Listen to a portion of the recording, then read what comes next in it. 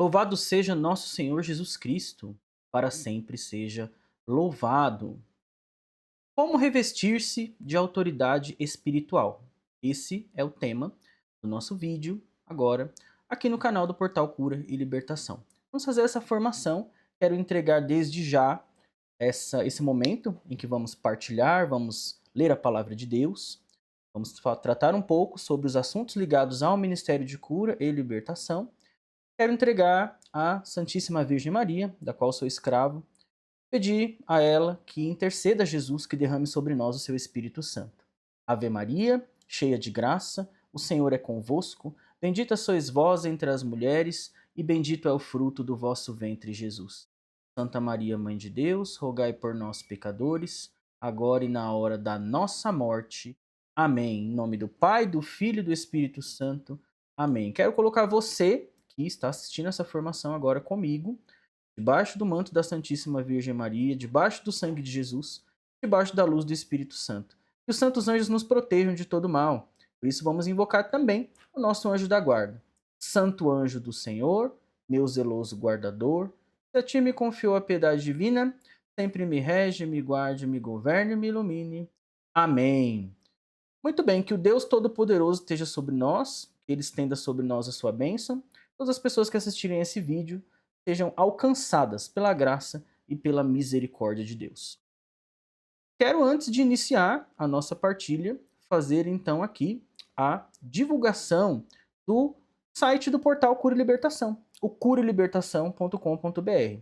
Somos o único canal hoje, o único portal, o único site que é diretamente orientado. O que é diretamente orientado? Os exorcistas leem o nosso conteúdo, eles sugerem conteúdos, eles orientam, eles corrigem. Exorcistas oficiais da Santa Igreja. Bem? Então, ele é um site, um canal dedicado à formação sobre o Ministério de Cura, Libertação e Exorcismo. Então, você pode entrar no site curalibertação.com.br, conhecer o nosso trabalho. Se você puder, assine o portal, seja nosso assinante. Se não, você pode adquirir também os nossos cursos e os nossos livros formativos em formato de e-book. E é desse que eu quero falar agora.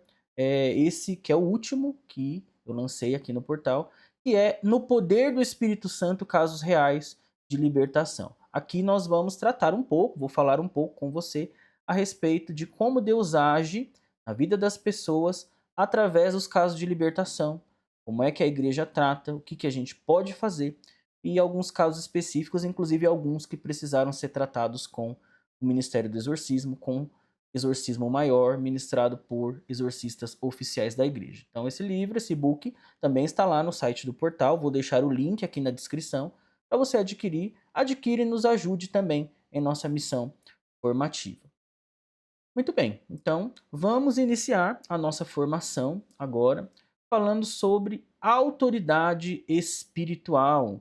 Trata-se de um tema em que nós precisamos ter um pouco de atenção, porque muitas vezes nós esquecemos que não somos super-heróis. Nós somos servos de Deus, escolhidos por Ele, e com Ele devemos caminhar porque a autoridade é dele, é do Senhor Jesus a autoridade. A autoridade que Ele confiou à sua igreja, a autoridade que Ele confia naqueles que crerem também no seu nome, praticarem os seus ensinamentos. A autoridade não é nossa, nós não podemos fazer nada sem estar em Deus, sem praticar a fé, sem ter fé, sem estar na graça de Deus, sem caminhar com Deus. Então, como revestir-se de autoridade espiritual? Eu quero começar com a palavra de Deus. Quero ler com você aqui essa maravilhosa palavra, para que nós possamos então iniciar aqui a nossa formação. Atos dos Apóstolos, pegue aí a sua palavra, em Atos dos Apóstolos, capítulo 19, versículos do 11 até o 19. Vamos iniciar então no versículo 11. Trouxe aqui a Bíblia, deixei aqui o trecho que eu estou lendo com você, para que você acompanhe comigo. Deus fazia, versículo 11, Deus fazia milagres extraordinários por intermédio de Paulo, de modo que lenços e outros panos que tinham tocado o seu corpo eram levados aos enfermos. Versículo 12. E afastavam-se deles as doenças, e retiravam-se os espíritos malignos. Alguns judeus exorcistas, versículo 13, que percorriam vários lugares, inventaram invocar o nome do Senhor Jesus. Olha só. Sobre os que se achavam possessos dos espíritos malignos, com as palavras: esconjuro-vos por Jesus, a quem Paulo prega. Assim procediam os 7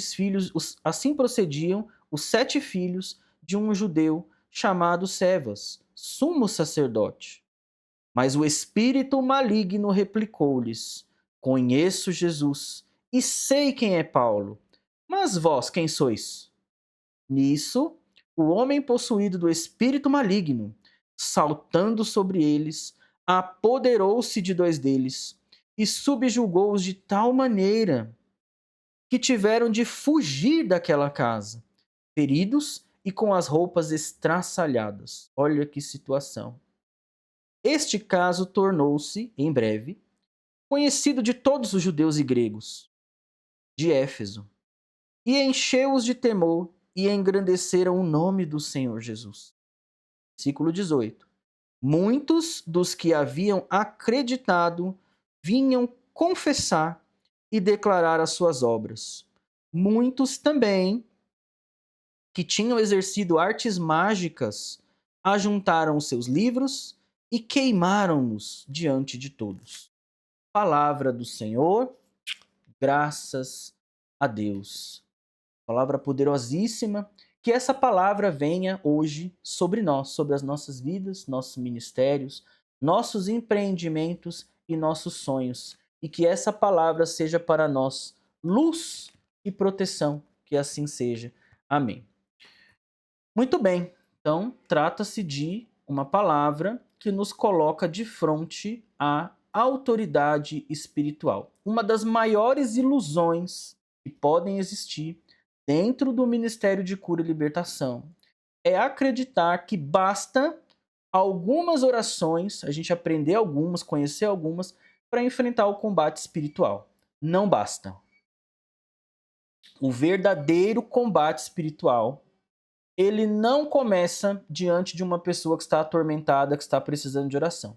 Ele começa dentro de nós.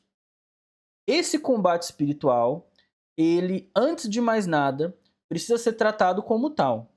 Antes de Deus confiar alguém para nós rezarmos, ele deseja primeiro formar o nosso coração. Antes de nos enviar para lutar contra as obras do maligno, primeiro Deus nos chama à conversão, à santidade e à fidelidade a Ele. O Senhor nos escolheu antes da fundação do mundo para sermos santos e irrepreensíveis diante dele e diante do seu amor. Nós precisamos tomar isso como uma palavra rema para a nossa vida. Efésios 1, versículo 4. Deus nos chama a ser santos e irrepreensíveis. Ser santo não significa viver sem as dificuldades da vida.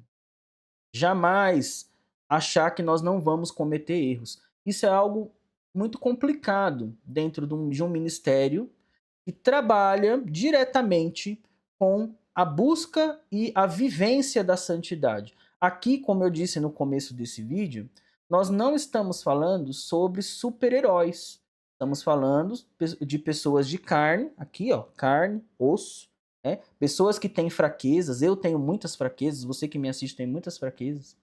Mas, ao mesmo tempo, o Senhor nos chama.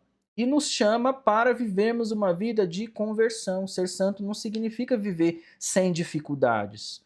Ou até jamais cometer nenhum tipo de erro. Pelo contrário, significa que nós vamos procurar todos os dias fazer a vontade de Deus. Para permanecer assim unidos a Cristo. Como é que a gente vai fazer isso? Vivendo os sacramentos. Praticando a caridade. Deixando a nossa vida ser testemunho do Evangelho. Não pode existir um cristão dentro da igreja e um cristão completamente diferente fora dela. Nós não podemos ser uma pessoa aqui e uma pessoa fora da igreja. Uma pessoa que vai à missa e uma pessoa que vai ao trabalho. Nós somos a mesma pessoa. Né? Nossa vida precisa ser uma vida só. Recentemente, eu vi um gestor, pessoa de caminhada, e deu um testemunho numa rede social dizendo que a partir do dia que ele passou a ser uma única pessoa, ele passou a ser o mesmo cristão da igreja, na profissão de gestor de recursos humanos que ele exercia, ele passou a viver livre. Olha que testemunho poderoso. Porque nós não podemos viver uma vida dupla. É muitas vezes isso que acontece, né? O discípulo de Cristo deve ser reconhecido mais pelas suas atitudes do que pelas suas palavras. Era o que São Francisco de Assis pregava. Né? É justamente aqui que nós vamos ver que vai nascer a verdadeira autoridade espiritual do ministro de cura e libertação.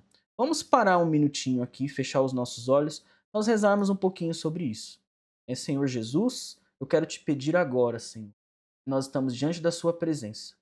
Quero te pedir que o Senhor venha com o seu Espírito Santo sobre nós, sobre essa pessoa que está assistindo comigo aqui esse vídeo no canal. E o Senhor faça abrir os nossos olhos através do Espírito Santo para enxergarmos em nossa vida as áreas que ainda precisam ser iluminadas pela ação do seu Espírito Santo e que precisam de conversão. Que assim seja. Amém.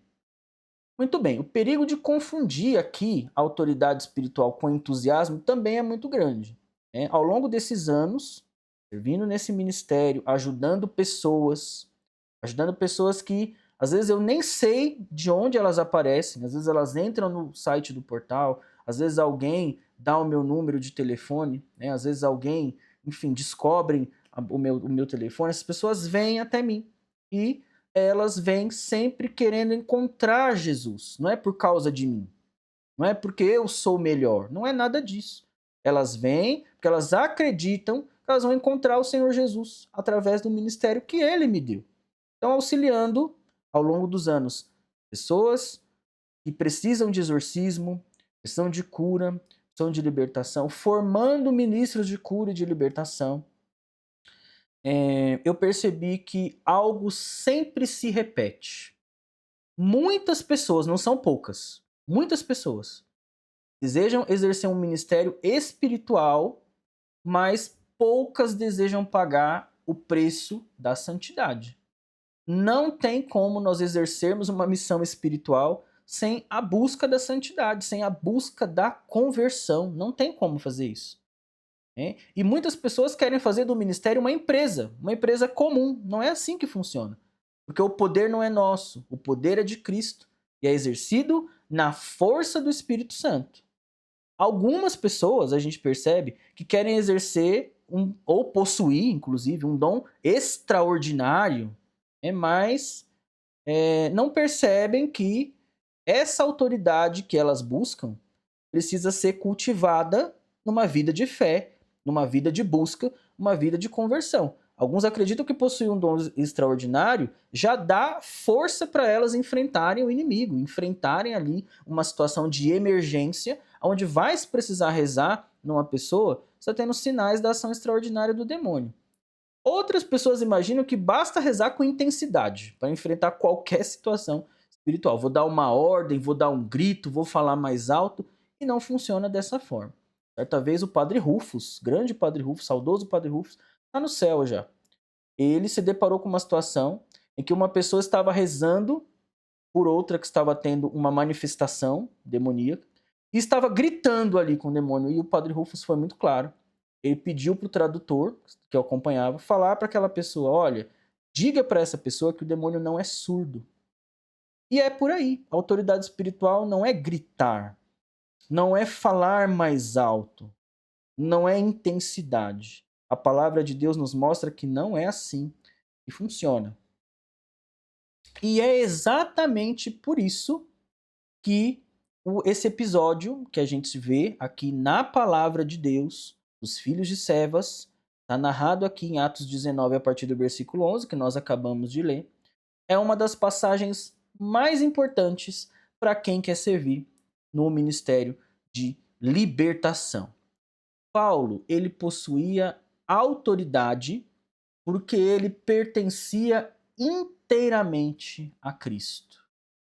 A Escritura afirma que Deus ele realizava então esses milagres extraordinários pelas mãos de Paulo, que eram reconhecidos por todos, a ponto desses tecidos, né, as coisas, os tecidos, as roupas que eram colocadas em contato com Paulo se tornavam santas a ponto de, ao serem colocadas sobre pessoas enfermas ou com problemas espirituais, ou elas eram curadas ou elas eram libertadas. Esses objetos que entravam em contato com Paulo, eles eram automaticamente ali, de forma sobrenatural, tornavam-se santificados pela ação do Espírito Santo. Então, os enfermos que eram levados a ele eram curados quando se colocava esses objetos, esses tecidos. E quando se colocava também sobre os atormentados pelos espíritos malignos, eles eram livres, eles eram libertos instantaneamente e saíam dando grandes gritos, porque assim é com aqueles que vivem na graça de Deus. Era Deus que estava agindo, não era Paulo que estava realizando os milagres, né? Tudo isso estava acontecendo por quê? Porque Paulo vivia profundamente unido a Cristo. A autoridade de Paulo não vinha da sua capacidade própria, mas vinha da capacidade que foi dada pelo Espírito de Deus a partir do momento em que Paulo professou ali que ele era inteiramente do Senhor Jesus, que a sua vida era de Jesus. Nós não precisamos aqui voltar, né, na Escritura para saber quem era Paulo. Paulo era um perseguidor, assassino de cristãos. E ele foi encontrado por Jesus. E Jesus o escolheu. Então, viver profundamente unido a Cristo é de onde vem a nossa autoridade, onde vem a autoridade espiritual. A autoridade espiritual que pertence a Cristo. Principalmente para quem quer exercer um ministério de poder, que é o ministério de cura e de libertação. Aqui se age com o poder de Deus. Então não é autoridade, ela não vai vir da nossa própria capacidade, nem do nosso próprio conhecimento, nem da coragem, nem muito menos de experiência. Essa autoridade, como veio na vida de Paulo, virá para nós quando nós estivermos em comunhão com Jesus. Foi exatamente isso que alguns exorcistas judeus não compreenderam. Toda vez que a gente fala de exorcismo, nós estamos falando de expulsão do mal, né? E havia, como há em todas as religiões até hoje. A maioria das religiões trata do exorcismo, trata de expulsar o mal da vida das pessoas. E os judeus ali exerciam, né? Tentavam exercer esse chamado também, esse ministério. Mas eles não compreenderam que não bastava invocar o Jesus que Paulo pregava. Ao presenciarem aquilo, aquela situação, aquilo que Deus fazia por meio de Paulo, eles imaginaram que bastava então repetir as mesmas palavras que Paulo usava. Chega a ser até inocente, né? Mas eles tentaram expulsar os demônios dizendo: eu vos conjuro porque por esse Jesus que Paulo anuncia. Mas eles não conheciam verdadeiramente Jesus. Aquele cujo nome eles estavam pronunciando. E o que aconteceu? O espírito maligno respondeu: eu conheço, Jesus eu conheço. Paulo eu sei quem é. Mas vós, quem vocês são? Quem vocês pensam que são para vir aqui me expulsar? E qual que foi a consequência? A consequência foi humilhante. A escritura que a gente acabou de ler, nós estamos vendo aqui na tela, ela vai apresentar esse episódio como um aviso contra o orgulho e a presunção espiritual. Vamos parar um pouquinho aqui novamente, fechar os nossos olhos, rezar, pedindo ao Espírito Santo que ele nos dê a graça de perceber se em algum momento no exercício do nosso ministério, do nosso chamado, nós estamos sendo orgulhosos. Espírito Santo, eu te peço, se em algum momento eu, os meus irmãos aqui que estão assistindo essa formação, nós fomos orgulhosos, presunçosos, eu peço agora que essas situações sejam iluminadas para que nós aprendamos a ser humildes e possamos servir dentro da graça de Deus. Que assim seja. Amém. O que é, afinal, então, a autoridade espiritual? A autoridade espiritual, então, não é falar mais alto. Não é sentir arrepios. Todo mundo acha que, né, eu vou ficar arrepiado aqui. Muitas pessoas acham assim, né? Preciso de um dom que vai me colocar para falar mais alto do que os outros. Não é possuir determinado carisma, que é ter autoridade espiritual. E também não consiste em ocupar uma função dentro da igreja, não é cargo. Bem, a verdadeira autoridade espiritual, vamos grafar isso aqui na nossa formação. Ela nasce da união com Cristo. Quanto mais nós vivermos amizade com Deus, mais nós vamos aprender a obedecer ao Espírito Santo e menos a confiar em nós mesmos.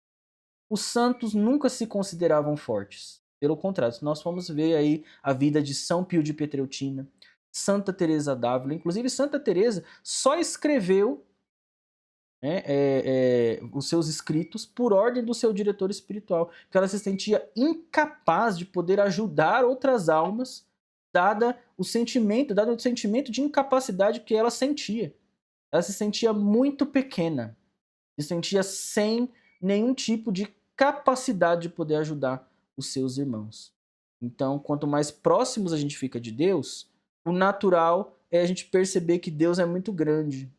Deus é uma sabedoria muito maior do que a nossa. E aí a tendência é nós ficarmos humildes e não orgulhosos. Quanto mais próximos de Deus, mais conscientes a gente vai estar da nossa própria fragilidade. Essa humildade é uma das armas, maiores armas que a gente vai ter contra o orgulho, justamente porque é uma das portas pelas quais o inimigo mais procura destruir quem serve em qualquer ministério, mas sobretudo dentro do ministério de cura e de libertação. Muita atenção. A vida de graça fortalece o cristão. Quando nós falamos de autoridade espiritual, nós estamos falando, antes de tudo, da vida na graça de Deus. Quem vive unido a Jesus Cristo pela oração, pelo sacramento da Eucaristia, missa constante. Não somente a missa no domingo. É importante a missa no domingo? Sim, porque inclusive se eu não for, eu estou em pecado. Não posso comungar. Preciso me confessar. Mas é importante não ir à missa só aos domingos. Quem exerce um ministério, sobretudo o ministério de cura e libertação, não pode apenas ter como meta a missa de domingo. Precisa estar mais próximo de Jesus, quantas vezes mais forem possíveis e necessárias, se possível, ir à missa todos os dias. Precisa estar próximo de Jesus. Precisa viver uma vida de confissão frequente, se confessar mais vezes. Se confessar quando peca ali um pecado mortal, sim, lógico, temos que correr para a confissão mesmo. Mas, se possível, confessar-se mais de uma vez por mês. Estar em comunhão com Deus é usar dessas ferramentas que ele nos deixou, que são os sacramentos, e são sinais visíveis da presença de Deus. Então a confissão, ela tem mais poder do que uma sessão de exorcismo maior, por exemplo. Porque ali nós somos lavados pelo sangue do Senhor, o sangue redentor. Nós somos perdoados dos nossos pecados e obtemos de volta a graça de Deus.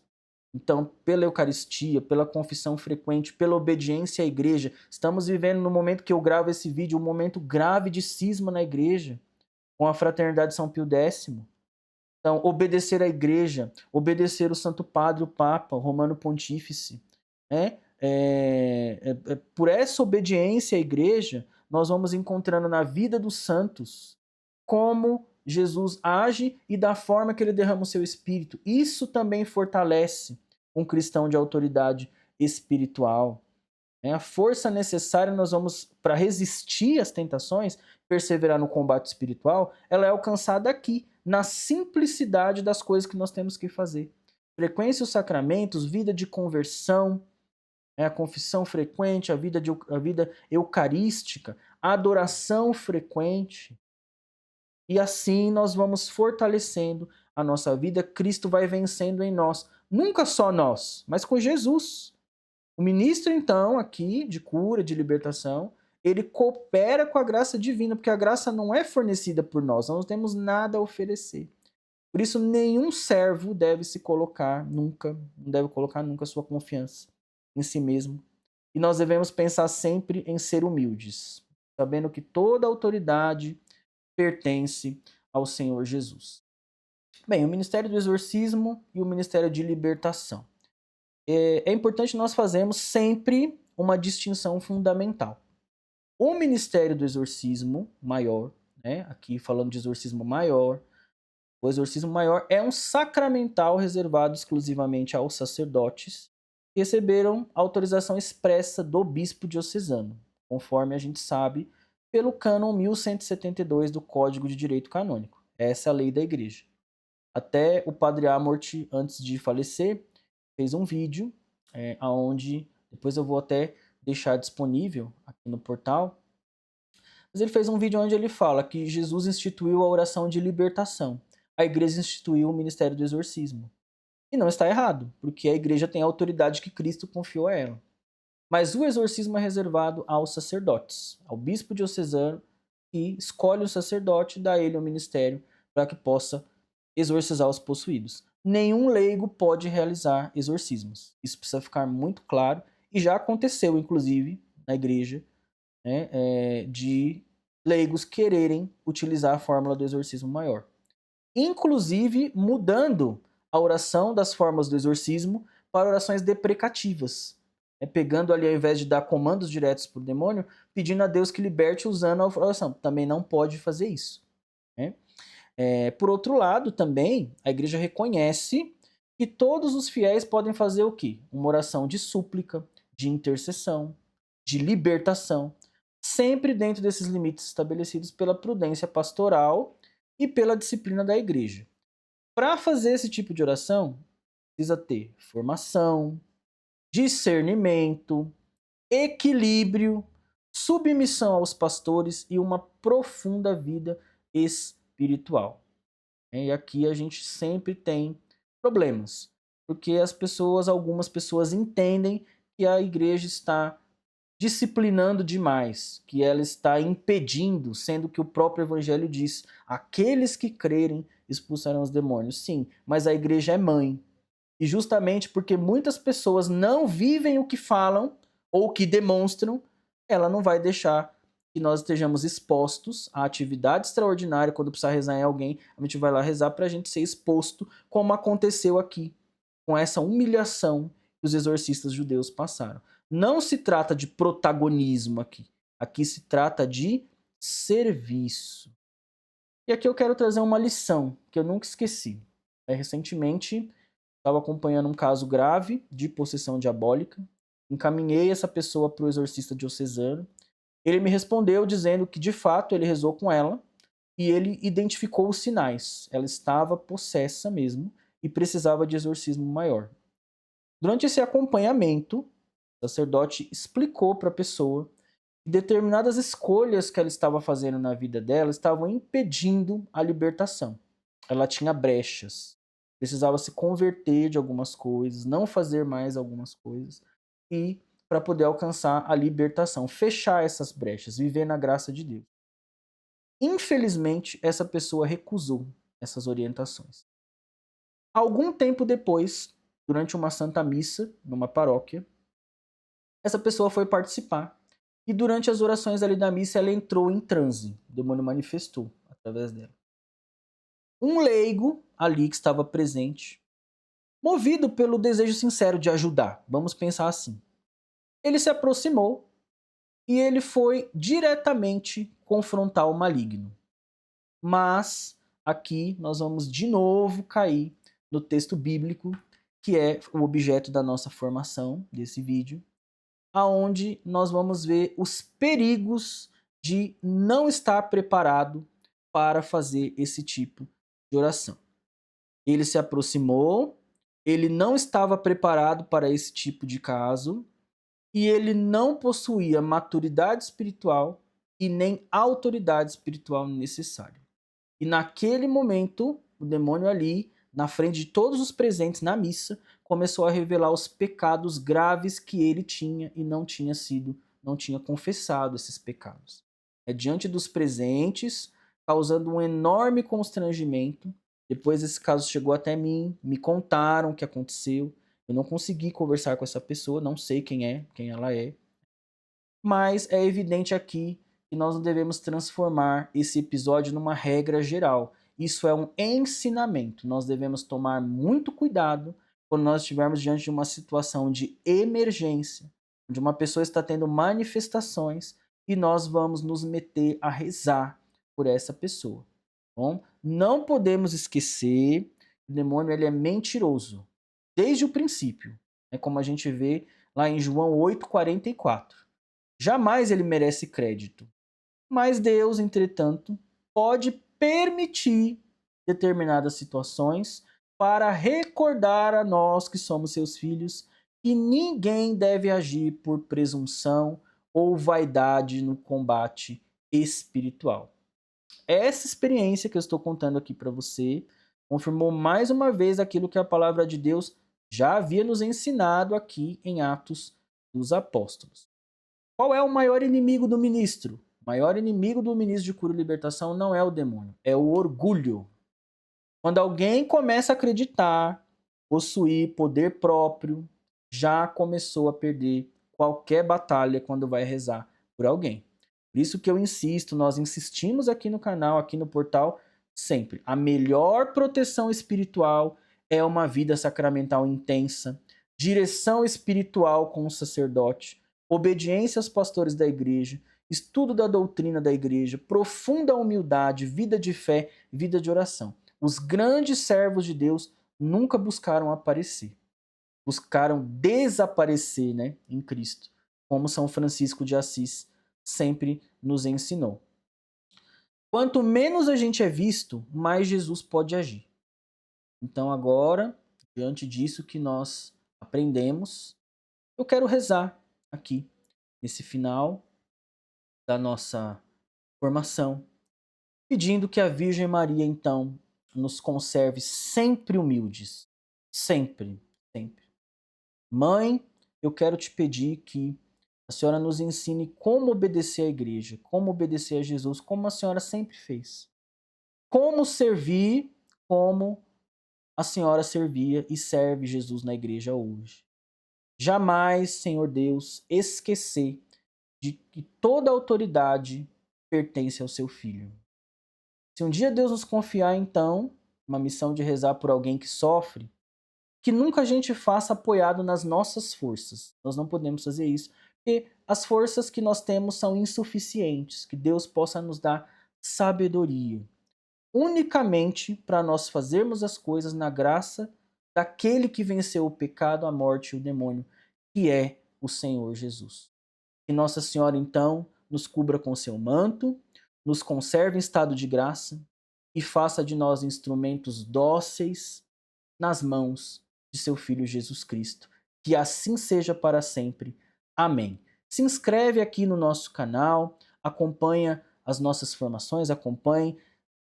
Não esqueça de ativar o sininho das notificações para toda vez que nós produzirmos conteúdos, você ser avisado e você poder entrar aqui nos nossos vídeos formativos para, enfim, acompanhar nossas formações. Entra lá no site, se você pode, seja nosso assinante, adquire os nossos livros digitais e através desse apostolado que nós temos aqui, o Senhor Jesus possa nos conduzir cada vez mais. Que Deus te abençoe, os santos anjos nos protejam. Salve Maria!